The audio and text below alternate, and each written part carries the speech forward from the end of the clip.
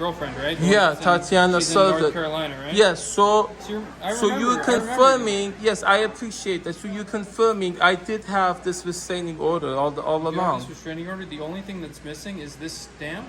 Did you ever go back to the court with it? I've gone several times, gone several copies, so I would have a copy with the stamp. So it's you saying there's a stamp missing there, that's what was making it invalid? That's what it is? No, that's not what I'm saying. I'm saying if the court didn't stamp it, the copy that we have says that this physical piece of paper. Because when I submitted it, I said, "Are you sure it's valid?" I resubmitted it. They said yes. And I can't say that definitively. I'm telling you, if it went to the court, there would be a stamp. So it may not be in the computer that this is served, but this is still a proof of service. Does that make sense?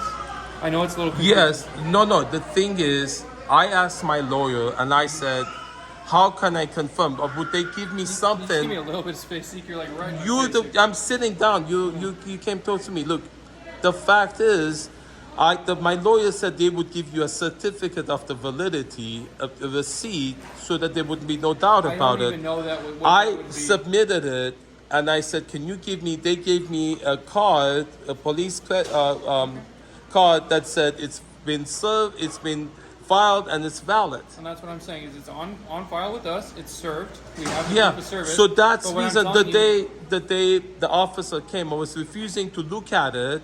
She walked out with Tadi's dog, and the dog died. Yes. Because of that. Yes. So I want that investigated. Why was I that opened an guy? investigation for you for and that. why did that guy? He had an attitude when he came there. I know that. There's been a bias against me from the very beginning. Matevosian, can I explain something real quick? You remember the first time that we met here? I met you and Tatiana here in this very lobby. Yes. That was your girlfriend. Yes. That's back in North Carolina now, yes. South Carolina. Yes. And you said that Justine had. So I appreciate that you know that story. I remember you, and I remember your situation, and I feel for you. I really do. And I opened an investigation. Okay. I did. Okay. And then that was, I think it's still being investigated now as far as the misconduct that you allege that day. So it's not, look, there's something I need you to know. There needs to be communication. Mm-hmm. There is something going around in this police department. There is rumors about me because the lady that was there yesterday, well, that's why she was, investigation. So I'm telling you about it. You would want to listen to it, not say I've heard it before. This is new thing. You would want to listen to what I'm telling you, right? You do an investigation. You would want to listen to the guy. I want to tell you something. I'm not saying I did an investigation. I did my preliminary investigation, and then it passed up the chain to be investigated by. So I'm giving you information about that. You want to gather information when you're doing an investigation, right? Would you let me tell you something? Okay. What would you like to Right? But why would you, right now, why would you stop me telling you what's going on? The lady yesterday came to our house and she was on the phone with somebody. Who's this lady? The lady who was there, I'll show you the video, who came to look at her stuff, who grabbed me and who had harsh tone against me, further convincing me that there's people here have bias against me, was on the phone with somebody behind the door before she came in. And there's something going around. There's something being explained. And correct me if I'm wrong. You said that you spoke with the supervisor yesterday about that and they explained the situation to you. Is that correct? Didn't explain to him about the lady. You did not I'm explaining to you now. Would you listen to it? You did not tell him, the sergeant, the supervisor you spoke to yesterday, you didn't tell him about that? No. Okay, so what happened yesterday then? So I would want to hear what's being said, because every time I call, I hear something, conversation going in the background. There's some rumors going on. There's something she has told you. Who's she, Justine? Justine Taylor. Okay. And it's rumored, and I think the investigator also, that was investigating the two ladies that had treating me, scolding me for just standing in my yard. Scolding me. She was investigating it. And I told her that you guys are biased against me. She's only there trying to collect evidence to sue me while she's drug dealing and prostituting. Justine Taylor, yeah. Okay. She told me, and she said, I see it differently. She said, when you're a landlord, you have certain responsibilities. I said, what is it that I've not done? I've never asked her for rent. She's had Wi-Fi. She's had all the utilities, never paid anything, but a few dollars here, a few dollars there. And then what is it that she's saying that I haven't done? She said, I can't tell you because I'm doing an investigation and I can't tell you until it's over. And then she said, Justine said no, the investigator. I have the recording of it. It's on my YouTube channel. Okay, so they're currently investigating. Yeah, but the fact is the investigator herself was showing bias. She was saying that I haven't done something and she was refusing to tell me what it is that I haven't done. Because she says, first of all, what do you mean by bias? You mean like she believes her more than she believes you? Yes. And by her, I mean Justine. Yes. The investigator believes Justine. Yes, everybody had the lady yesterday. What makes you say that? Because the statement right there that I have the recording, that she says, you weren't doing your part as a landlord. And I asked her, what is it that you've been told I'm not doing? She was saying, I see it differently. She's not abusing you. You're abusing her. I said, what is it? She refused to tell me. When will that investigation be over? And she says, there's a number of things. She says, I'm only dealing with this specific complaint and nothing else. So she would refuse to listen to anything else, which is what everybody here does. Said, we've already discussed it. I've heard it before. There's some level of compartmentalization, right? Because if you would have somebody listen to the whole story and not compartmentalize and not say, I'm only interested in what happened today, which is what you guys say every time. You say it when you come there, right? What can we do for you today? I'm telling you the story, and you don't want to hear it. You say, I'm only hearing what crime happened. Did she stick a knife in your neck? No, then it's not a crime. I shouldn't be here. I'm always telling you the story. I ordered at least 2 or 3 reports taken for you. We'll still take reports for the story. Does the report? No. Are you aware wearing somebody out over a year and a half? It's not something that happens in one knife attack. It's something that happens a year and a half. If someone would ask you if someone who puts a knife to your neck and says, give me 50 grand, right? That's a crime. But the fact that she spread this out with gaslighting over a year and a half, taking the soul out of my girlfriend, killing a dog because she knew how much that dog meant to her. Okay? And you guys refuse to acknowledge that she did that when your officer was refusing to look at the restraining order. She walked out with the dog and had to call them. And they said, she was walking out, the dog followed her. Everything she does, you take her side. And you say, we're not biased in her favor. We don't judge. If you understand that she got on the bus alone, on here, drove all the way over, could get all the way to South Carolina to escape it. And she's in a drug rehab because she had to smoke cannabis every day to tolerate what's going on with that. And you guys use your badge and your uniform to enforce that Justine has to be there. And she's drug dealing, prostituting, bringing all these thugs in there. Every day, she had 2 of them the other day. And I bring you evidence that she's drug dealing, prostituting. Like those are shoes that she stole. It's obvious it has a tag on it. He says, don't leave them on here. Those are her stuff. You're stealing her stuff. That's every picture of a machine gun, picture of stacks of money, all the stuff in there. You don't want to look at it because that's her stuff. She has rights. The drug dealer has a right, but I'm there. She's been torturing us a year and a half. And you don't want to hear my story. You don't want to do anything about it.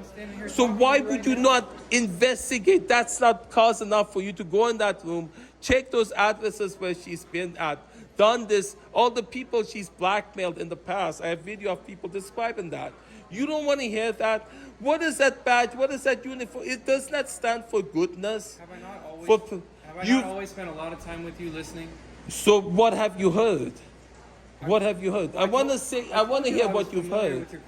I remembered your girlfriend. I remember the dog. Yes. I remember the investigation. So what is your understanding? If you were to tell me she's a prostitute and she's dealing drugs out of your house and that she's gaslighting the police department, you believe the laws are corrupt and we're a form of the Gestapo that's enforcing unjust laws that are put in place by us. Okay. And you feel that we should deviate from those laws to help you. That's what we've You talked about in the past. shouldn't be discouraging drug dealing and prostitution in our neighborhoods. Those aren't illegal. Those are things that we work on, yes. So But remember, we talked about too that I'm limited to working within the framework of the law as it is written, and I cannot get outside of that. And I talked to you about this. I would love to just do the right thing and the moral thing all the so time. the but framework I have to of the I have to law follow the doesn't law. let you. So what is it about the framework of the law that doesn't let you recognize these drug? You don't. Framework of the law doesn't let you stop drug dealing and prostitution in my house. Well, it's against the law to be a prostitute and to be a drug dealer, right? Yeah. But she also has constitutional rights that I cannot violate. And that's the framework of the law. So the drug dealer and the prostitute has a right to drug deal and prostitute in my house. The Constitution protects the right of a drug dealer and a prostitute doing that in my The house. Constitution protects the rights of all people, regardless of who they are. Well, what about my right to have my house, no drug dealing and prostitution in my house? Well, and that's why you went through the eviction process. And I'm very happy to hear that the sheriff's department finally got Justine out of your house. And that's wonderful news, and I'm glad that that finally happened for you, because I know it has been a constant issue for you for a long time. So I think I first met you about 8-9 months ago. And I know it's something you've been working on for a long time, and I'm happy to hear that. And Okay. And again, Okay. I told you I'd be happy to take Okay, this this information for is you. a statement And I I'll do wanna. one- Can I do Okay, one more thing? you Can I make a copy of this for you? Okay. So that you have a physical copy. So Okay. if the officers come to your house, if Okay. there's any question, you have it, and you can say, here, Okay. it's right here. I And wanna. then there won't be any question Okay, about it. this one thing. I want to make a documentary about this, and I want to write an agreement that I would not a release of liability for Justine, her friends, people who working with her, and the people in this police station who I believe have gotten sexual favors by her and have befriended her. That's why they're biased. And there's other reasons that there's stuff going on here. The lady here once acknowledged, she said, "You preaching to the choir. The laws and our training are made to support criminals." It is a fact. Some people here acknowledge it, some don't. I want to make a documentary about it. I want to write a release of liability so that people won't be afraid of revealing the truth about what's going on here, why the police department and the laws are written in favor of drug dealers and prostitute criminals who use these ways to take over businesses and local real estate, using these gaslighting and threatening and blackmailing methods. I want to write an agreement that I won't sue anybody, I won't incriminate, I don't want to blame anybody, accuse, I want everybody to come clean. And then, depending on the story that they give, the value for my documentary about this, they would receive their fair share of the profits of that documentary going public. So I would write that agreement, and an officer, I think there was a supervisor that I talked to, said you can write that they do want the release of liability, notarize it. I want to make that statement offer to you, that the officers here, they would come clean and tell me what's really going on. To me, you standing here acting like it's normal that a drug dealer prostitute is coming to my house, I never said planning normal, Mr. to. White. You realize I've she's always been. empathetic to your situation. So you realize the purpose there, besides the drug dealing and prostitution, was to frame evidence, create evidence that she could use to sue me. She said that repeatedly. Well, anyone's entitled to sue anyone for any reason. I'm not saying whether she's entitled to or not. The fact that she is, the number of frivolous lawsuits going on It's that are, out of control. yes. So I'll agree because with you on because of your policy that you're indifferent to it, that she says she's intention is clearly that in my house, and you don't want to do anything about it, right? You don't want to investigate what she's done in Anaheim, in the people she's done this to in the past. You don't want to investigate it. And you're not allowed to make moral judgments about it. You can't look at other stuff because it happens elsewhere. You don't have jurisdiction. You can only discuss what happened today. All of these policies you have that prevent you from seeing what she's doing. If you want to try and find a police officer that will speak to you off the record to give you that type of statement, they can. But I will tell you that nobody in uniform here is going to be allowed. So the uniform prevents you from seeing that she's a criminal doing this. No, I'm saying we don't, That's what we it don't is get to be about free it. speakers for a Yeah, so documentary. these are the policies. You're not allowed to make moral decision. You're not allowed to see between right and wrong. You're not allowed to I've never look in argued the with you that past. you're right. I'm just telling you what the rules are. I know I've the always been honest rules. with you The from beginning. rules are made to I'm help criminals and prostitutes and drug dealers. That's what the movie is about. I will not, because I'm not Okay, gonna all right, all right. So let me make a copy of this for you. Okay. Okay, and then if you leave that stuff with us, we'll definitely book you as evidence. That's evidence is stole. Okay, and then you said all this stuff is yours, right? Yeah. Okay. I'll be right back with you. Okay. I'm gonna leave my camera here so I don't go recording through the whole station.